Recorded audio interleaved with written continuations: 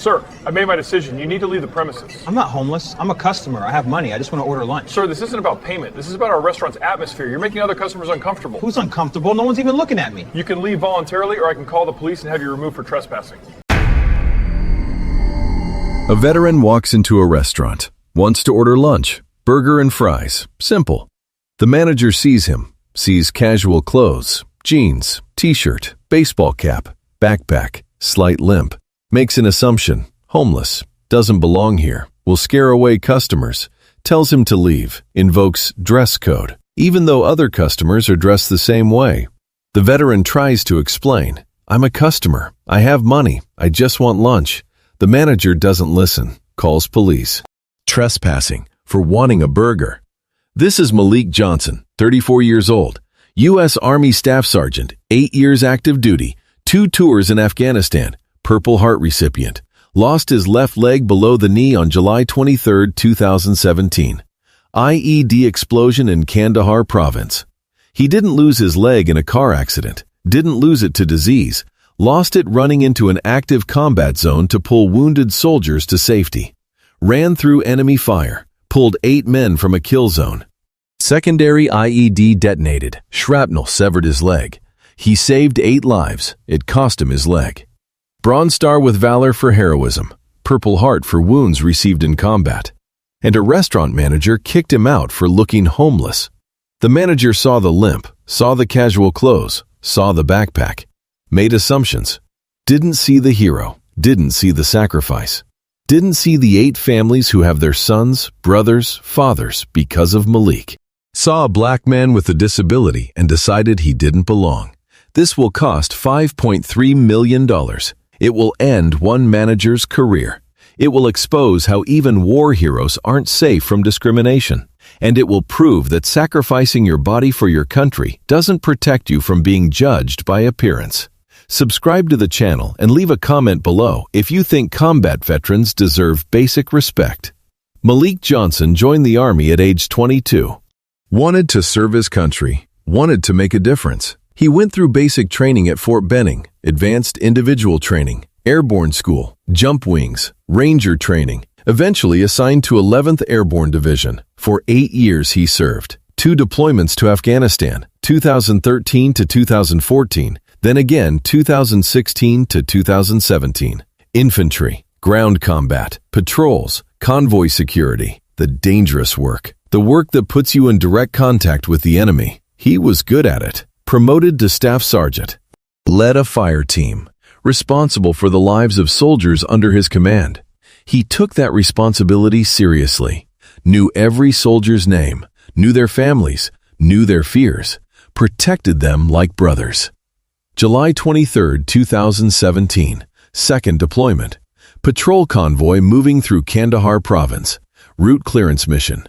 Looking for IEDs before main convoy passes through. The lead vehicle hit an IED. Massive explosion. Vehicle destroyed. 3 soldiers wounded, trapped in the wreckage. Standard procedure. Establish security. Wait for explosive ordnance disposal to clear secondary devices before rescue. But the wounded soldiers were screaming, bleeding, dying. Malik made a decision. Couldn't wait. Grabbed a medic, ran into the kill zone. Enemy fire from surrounding hills, bullets kicking up dirt around them. Malik returned fire while pulling wounded soldiers from the burning vehicle. First soldier out, broken legs. Malik dragged him to cover. Second soldier, severe burns. Medic worked on him while Malik went back. Third soldier trapped under debris. Malik lifted steel beam off him, pulled him free. Started pulling them back to safe zone. One by one. Under fire. Exposed. That's when the secondary IED detonated. Taliban tactic. Wait for rescuers. Detonate second bomb. Explosion 20 feet from Malik. Shrapnel shredded his left leg. Severed below the knee. He felt the impact. Felt himself go down. Looked at his leg. Saw bone. Blood. Knew it was bad. But he didn't stop. Crawled. Dragged the last wounded soldier to cover. Made sure everyone was secure before calling for medevac. 8 soldiers survived that day because Malik ran into the kill zone. 3 from the vehicle, 5 others who would have been caught in secondary explosion. 8 families have their sons because Malik sacrificed his leg. Medevac flew him to Field Hospital, then Germany, then Walter Reed Medical Center in Washington. 17 surgeries, 9 months rehabilitation, learning to walk on a prosthetic leg. They offered him medical discharge. He took it. Couldn't deploy anymore. Couldn't do the job he loved, but they gave him Bronze Star with valor. For heroism, for risking his life to save others. And Purple Heart, for wounds received in action against enemy forces. He was 31 when he lost his leg, 32 when he learned to walk again, 33 when he started advocacy work for wounded veterans. Now 34, works with VA, speaks at schools about military service, helps other wounded warriors adjust to civilian life. He's proud of his service, proud of his sacrifice, wears his prosthetic leg without shame. But on November 14th, wearing jeans and a t-shirt, walking into a restaurant for lunch, none of that mattered. Because a manager saw a black man with a limp and a backpack and decided he didn't belong. Tuesday, November 14th, Malik is running errands, grocery shopping, post office, VA pharmacy picking up prescriptions. It's 1:15 p.m. He's hungry. Sees Riverside Grill in the shopping center. He's eaten there before. Decent burgers, reasonable prices. He parks, gets out. He's wearing jeans. His prosthetic leg isn't visible under the denim. Plain gray t-shirt, baseball cap, backpack with his laptop. He has a meeting with a VA counselor at 3 p.m. to discuss veteran employment programs. He walks toward the entrance, slight limp from the prosthetic. Most people don't notice unless they're looking closely. Enters the restaurant at 1:17 p.m. The lunch rush is ending.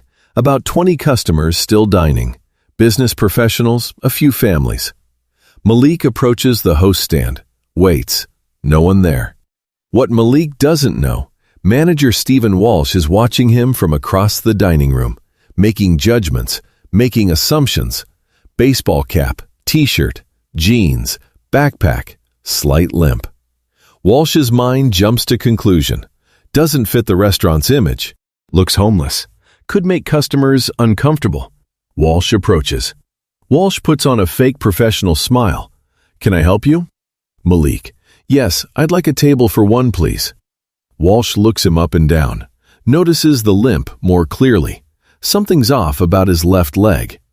I'm sorry, sir. We have a dress code. I'm afraid your attire doesn't meet our standards. Malik is confused. Looks around. Sees other diners in jeans and t-shirts. Sees a man in cargo shorts and a polo. I'm wearing jeans and a t-shirt. I see other people wearing the same thing. Walsh's voice gets firmer. Sir, we maintain certain standards. I'm going to have to ask you to leave. Malik realizes what's happening. He's being profiled.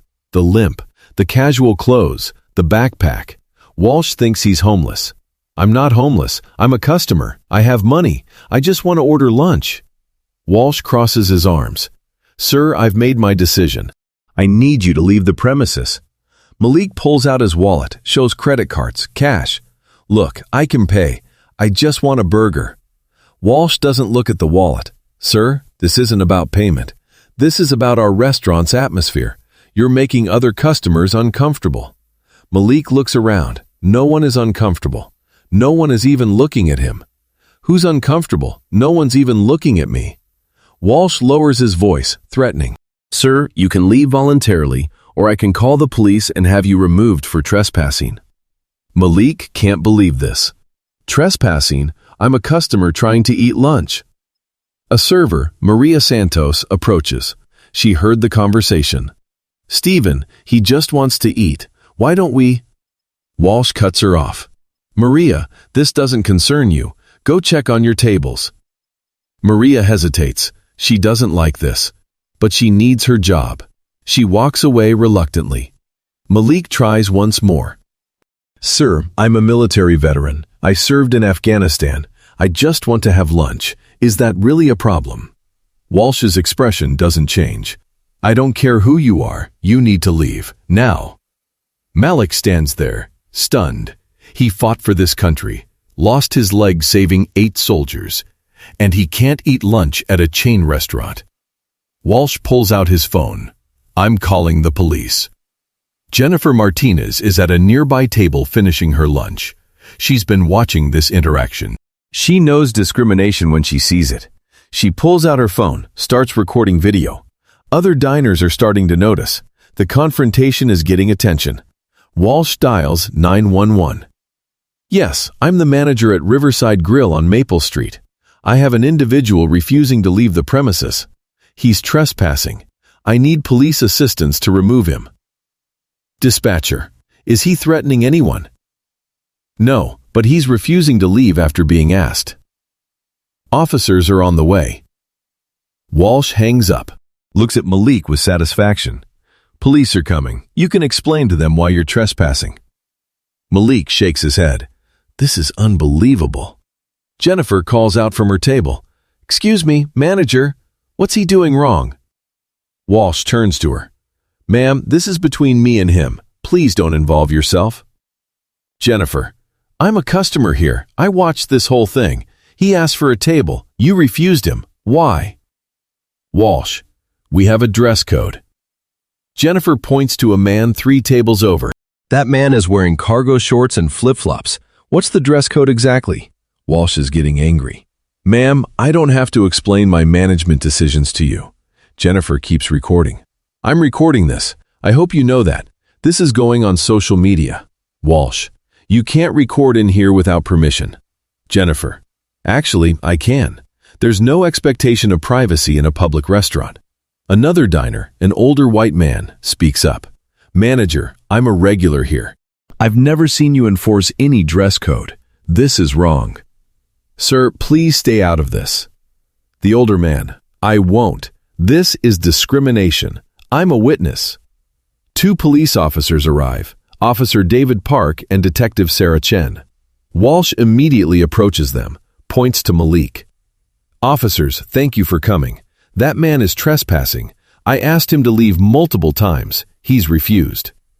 Officer Park looks at Malik, sees a fit man in casual clothes standing calmly. Park approaches. Sir, what's going on? Malik stays calm. I came in to order lunch. The manager refused to serve me and told me to leave. I asked why. He said dress code, but other people are wearing the same thing. I tried to show him I can pay. He refused and called you. Detective Chen is studying the situation. She's an Army veteran herself, deployed to Iraq in 2009. She recognizes something in Malik's bearing, military posture, calm under pressure, and that slight limp. She's seen it in wounded veterans. Chen steps forward. Sir, have you served in the military? Malik, yes ma'am, U.S. Army, Staff Sergeant, medically retired. Chen, what unit? 11th Airborne Division, 2 tours Afghanistan. Chen nods. She sees it now. Can I see your ID? Malik pulls out his wallet, hands his military ID to Chen. She looks at it, sees his rank, sees the dates. Then she sees something else, a card with a purple ribbon. Purple Heart citation card. Chen's expression changes. She looks at Malik's left leg. Notices the slight irregularity in his gait. Staff Sergeant Johnson, were you wounded in action? Malik nods. Yes, ma'am. July 23, 2017. IED explosion. Lost my left leg below the knee. I was pulling wounded soldiers from a kill zone. Saved 8 men that day. Chen hands his ID back respectfully. Her voice changes, veteran to veteran. Thank you for your service, and thank you for your sacrifice. She turns to Walsh, expression hard. This man is a Purple Heart recipient. He was wounded defending our country. He lost his leg saving 8 soldiers. What exactly is the problem here? Walsh defensive. I don't care who he is. He doesn't meet our dress code. I have the right to refuse service. Chen, your dress code. Can you show me the posted dress code? Walsh, it's not posted. It's an internal standard. Chen, so you have an invisible dress code that you apply selectively. And you decided this Purple Heart recipient doesn't meet your invisible standard. Walsh realizes this isn't going his way. Look, I'm just trying to maintain the restaurant's image. Chen cuts him off. His image? He's a war hero. He lost his leg saving 8 soldiers. What's wrong with his image? Jennifer calls out. Officers, I have video of the whole thing. The manager saw him, decided he looked homeless, and kicked him out. It's discrimination. Chen looks at Jennifer. Ma'am, can you send that video to the department? Jennifer. Absolutely. I'm posting it to Facebook too. 20 million people need to see this. Chen turns to Walsh. Manager, we're not removing this man. He's done nothing wrong. He's a customer who wants to eat lunch. You need to serve him. Walsh, I'm not serving him. He needs to leave. Chen, then you're violating the Americans with Disabilities Act. His prosthetic leg is a protected disability. Refusing him service because of it is illegal. I didn't refuse him because of his leg. I refused him because of his clothes. Clothes that other customers are wearing. That's pretextual discrimination. You're using dress code as an excuse. Officer Park speaks up. Sir, we're not removing him. If you continue to create a disturbance, we'll cite you for disorderly conduct. Walsh is furious. Fine, but he's not eating here. Walsh storms toward his office. Chen turns to Malik.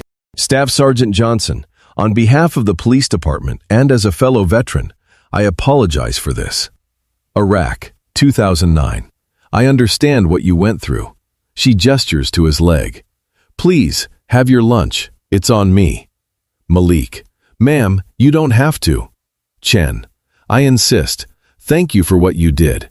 8 families have their sons because of you. Malik sits at a table. Other diners applaud. Several come over to shake his hand and thank him for his service. The older man who spoke up earlier buys Malik's lunch. It's the least I can do. Maria, the server, comes to his table almost in tears. Sir, I'm so sorry. That was wrong. What he did was disgusting. Malik orders a burger, eats his lunch surrounded by strangers who recognize what Walsh couldn't see, a hero. While Malik finished his burger, Jennifer's video began its journey across the internet. She posted it to Facebook with a simple but devastating caption. Riverside Grill manager kicks out Purple Heart veteran who lost leg in combat. Claims dress code. Disgusting. The video spread like wildfire. Within 30 minutes, 10,000 people had watched a black veteran being ejected from a restaurant for trying to order lunch. Within 2 hours, that number climbed to 500,000. By the next morning, 15 million people had witnessed Stephen Walsh tell a war hero, "I don't care who you are." The comments section became a digital protest. Thousands of people vowed to boycott Riverside Grill. Parents wrote that they were teaching their children about this incident as an example of discrimination. Veterans groups shared the video with their members, many of whom had experienced similar treatment. Local television news picked up the story by 6 that evening. By 8 o'clock, national news networks were running segments. News anchors showed Jennifer's video and interviewed witnesses who had been in the restaurant that day. Detective Sarah Chen gave a statement to reporters outside the police station. Her words were measured but firm. Staff Sergeant Johnson is a decorated combat veteran and Purple Heart recipient. He lost his leg saving 8 soldiers in Afghanistan. The way he was treated by that manager was disgraceful and wrong. Inside Riverside Grill's corporate headquarters, panic set in. The company's phone lines were overwhelmed with thousands of angry calls. Email servers struggled under the volume of messages demanding accountability. Social media accounts were flooded with comments calling for boycotts. The company's stock price began to fall. 12% in 2 days. Investors were spooked. Customers were angry. The damage was spreading faster than corporate communications could contain it. The company's response unfolded over 5 painful days, each statement coming too late to stop the bleeding. On day 1, corporate issued a carefully worded statement. We are investigating the incident and taking it very seriously. The public response was immediate and harsh. Not good enough, thousands of comments read. Fire him now. By day 2, the company tried again with an apology. This incident does not represent our values or the way we want our guests to be treated. The manager has been suspended pending the outcome of our investigation. But the public wasn't satisfied. The demand was simple. Terminate him. Day 3 brought Stephen Walsh's firing. The company also offered Malik lifetime free meals at any Riverside Grill location. Malik declined publicly. "I don't want free meals," he told reporters. "I want accountability. I want this to never happen to another veteran." On day 5, corporate announced a comprehensive plan: mandatory disability awareness training and veteran sensitivity training for all employees nationwide, new protocols for handling complaints, partnership discussions with veteran advocacy groups. The public response remained skeptical. "Too little, too late," read countless social media posts. This should never have happened in the first place. Veterans groups organized protests outside Riverside Grill locations across the country. Picket signs read, "Purple Hearts Matter," and "Heroes Deserve Respect." Several franchise owners reported significant drops in customer traffic. Some locations saw business decline by 40% or more. 6 weeks after the incident, Malik contacted attorney David Rodriguez, a disability rights lawyer who specialized in representing veterans. Rodriguez had built his career on cases exactly like this: discrimination against those who had sacrificed the most for their country. Rodriguez filed a comprehensive federal lawsuit naming 3 defendants: Riverside Grill Corporation, Stephen Walsh individually, and the district management team who had ignored Walsh's pattern of discriminatory behavior. The legal claims were extensive. The lawsuit alleged violations of the Americans with Disabilities Act, arguing that Walsh had discriminated against Malik because of his prosthetic leg. It cited violations of state civil rights laws regarding public accommodations. It claimed intentional infliction of emotional distress for the public humiliation. And it included a defamation claim based on Walsh calling police and falsely claiming Malik was trespassing when he was simply trying to be a customer. The evidence Rodriguez assembled was damning. Jennifer's viral video, now viewed over 25 million times, showed the entire confrontation. Detective Chen's police report and her willingness to testify provided law enforcement corroboration. Malik's Purple Heart citation and medical records documented his combat injury and the heroism that caused it. But the most damaging evidence came from inside Riverside Grill itself. Walsh's personnel file revealed 4 prior complaints about discriminatory behavior, all of which had been dismissed by corporate management without serious investigation. Corporate training records showed that Walsh had never received disability awareness training, despite being a manager for 12 years.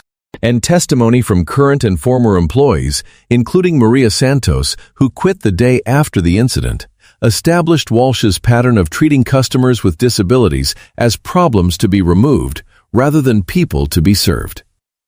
Rodriguez also brought in expert witnesses. Dr. Lisa Patterson, a nationally recognized expert on disability rights, testified about the discrimination people with prosthetic limbs face daily. She explained how Walsh's actions represented a textbook case of ableism combined with racial profiling. Retired Army General Marcus Williams provided military context. He described what it meant to earn a Purple Heart and a Bronze Star with valor. He explained the split-second decision Malik made to run into that kill zone and what it cost him.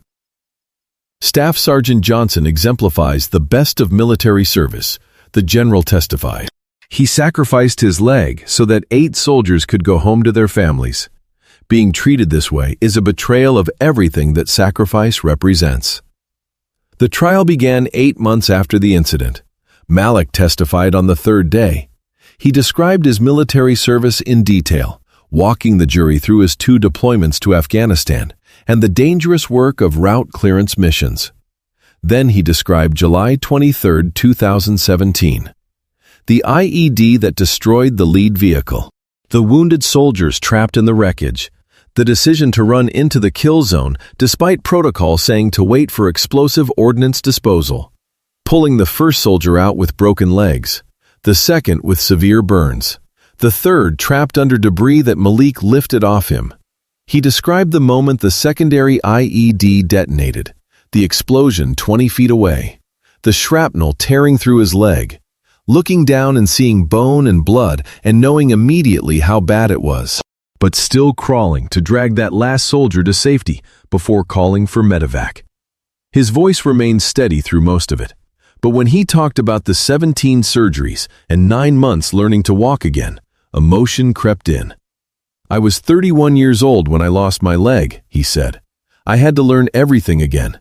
How to stand, how to walk, how to run. But I did it because 8 soldiers went home to their families. That made it worth it. Then he described November 14th. His testimony shifted from Afghanistan to a restaurant in suburban America. I walked into Riverside Grill to order lunch. I've eaten there before. I was wearing jeans and a t-shirt, the same thing other customers were wearing. The manager looked at me and decided I didn't belong. He said it was about dress code, but there was no dress code. He just didn't want me there. Malik's voice tightened.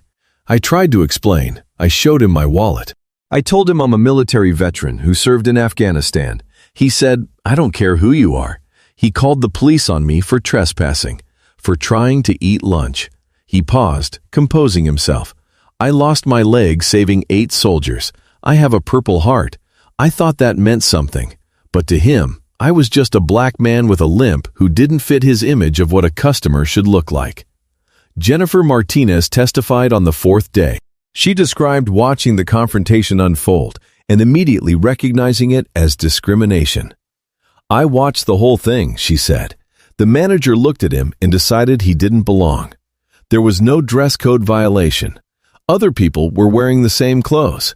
It was pure discrimination. I recorded it because I knew no one would believe it otherwise. I'm glad I did. 25 million people needed to see what discrimination looks like. Detective Sarah Chen testified on the 5th day. As a fellow veteran who had deployed to Iraq, her testimony carried particular weight. I'm an Army veteran, she began. I recognized Staff Sergeant Johnson's bearing immediately. Military bearing doesn't go away. When I saw his Purple Heart citation card and learned what he did, saving 8 soldiers at the cost of his own leg, I was disgusted by how he'd been treated. He's a hero. He deserved basic respect. He couldn't even get lunch. Maria Santos, who had quit her job at Riverside Grill the day after the incident, provided devastating insider testimony on the 6th day. I worked for Mr. Walsh for 2 years, she said. He had a clear pattern. Anyone who didn't look wealthy got treated differently. People with disabilities, people in wheelchairs, people with prosthetics, he didn't want them in the restaurant. He thought they hurt the image. She continued, her voice shaking slightly. I saw him do this before to other people, but Staff Sergeant Johnson was the worst. A genuine war hero kicked out for looking homeless. I quit the next day.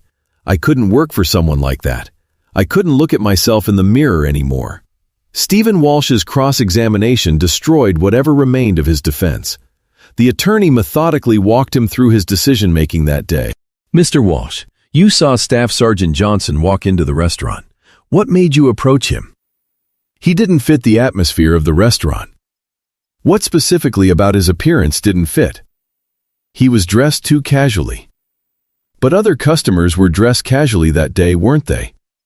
Yes, but he didn't belong. Why didn't he belong, Mr. Walsh? A long pause. I thought he might be homeless. You thought he might be homeless because he was wearing jeans and a t-shirt? And he was limping, and he had a backpack. So his disability, his limp, made you think he was homeless? I didn't know it was a disability at the time. You saw a man limping and made what assumption? Silence from Walsh. Mr. Walsh, do you know what a Purple Heart is? Yes, it's awarded to soldiers wounded in combat. Do you know how someone earns a Purple Heart? They're wounded serving their country. Staff Sergeant Johnson lost his leg saving 8 soldiers from an IED explosion. He ran into a kill zone under enemy fire. Does that change your opinion of whether he belonged in your restaurant? A long pause. Walsh's voice was barely audible. I made a mistake. A mistake that you wouldn't have made if Staff Sergeant Johnson had been white, correct? Walsh's attorney objected, but the damage was complete. The jury had heard enough. After 4 hours of deliberation, they returned with their verdict. Liable on all counts. 8 months after Malik was kicked out of Riverside Grill for trying to order lunch, the case reached its conclusion. The settlement totaled $5.3 million. $3.8 million went to Malik Johnson directly. This amount covered pain and suffering from the public humiliation he endured, emotional distress from being treated like a criminal, and compensation for the violation of his civil rights. It also included punitive damages meant to punish the egregious nature of discriminating against a disabled combat veteran. An additional $1.5 million in punitive damages was assessed against both Stephen Walsh personally and Riverside Grill Corporation. The jury had wanted to send a clear message that willful discrimination against veterans with disabilities would carry severe financial consequences. For Stephen Walsh, the verdict meant financial ruin. He declared bankruptcy within months, unable to pay his portion of the judgment. But the bankruptcy court went further, permanently barring him from any management position in the restaurant or hospitality industry. His career was over. Riverside Grill Corporation faced consequences beyond the financial settlement. The company implemented mandatory disability awareness training for every single employee, from dishwashers to regional directors. They added comprehensive veteran sensitivity training to their onboarding process. They established a $2 million fund dedicated to supporting wounded veteran organizations across the country. And they announced a formal partnership with the Wounded Warrior Project to ensure their policies protected those who had sacrificed for their country. But even these changes couldn't stop the Department of Justice from opening a broader investigation into the company's patterns and practices regarding disability accommodations. Federal investigators wanted to know if Walsh's behavior was an isolated incident or symptomatic of deeper cultural problems within the corporation. 6 months after the settlement, Malik Johnson's life changed in unexpected ways. He used much of the money to found the Johnson Veterans Foundation, dedicated to helping wounded veterans transition to civilian life.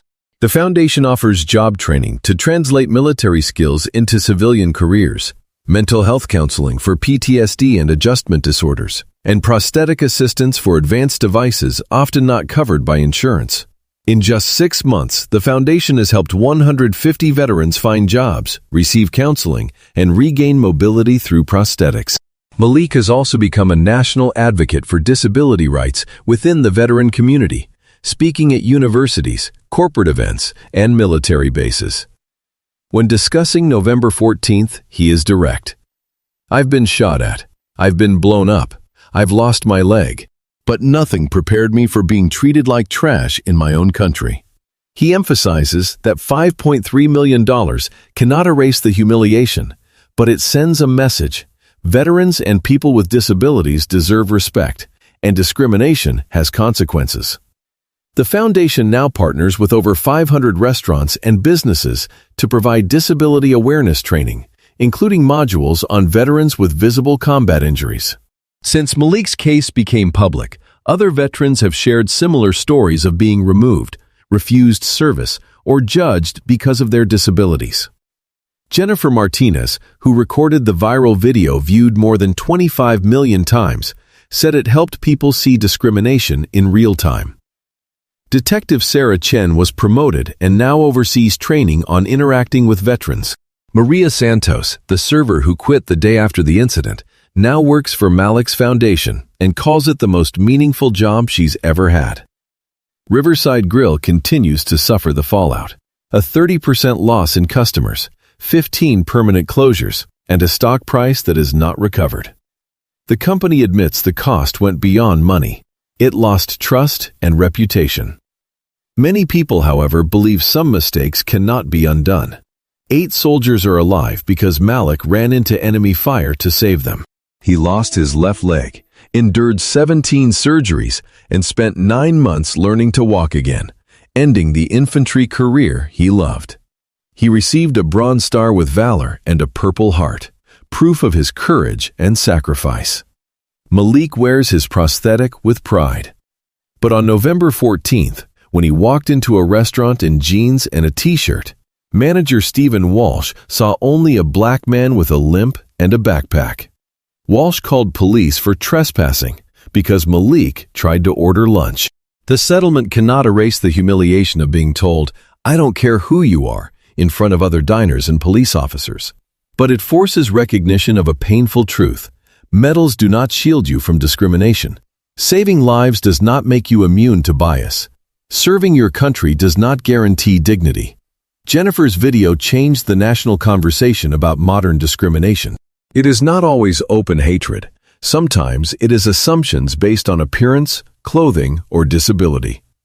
The reforms that followed, training programs and stronger policies, may protect future veterans, but they could not protect Malik that day. He continues his work helping wounded veterans, reminding them that not everyone will see past their injuries. Because Malik ran into enemy fire, because he lost his leg saving his brothers, and he still could not eat lunch at a restaurant without police being called. That is the reality many visibly disabled veterans face when appearance outweighs sacrifice and assumptions override service. If this story moved you, leave your thoughts in the comments below. Share this video so others understand what discrimination looks like and what it costs. And subscribe to the channel because these stories need to be told. These voices need to be heard, and your support makes that possible. Thank you for watching. I will see you in the next story.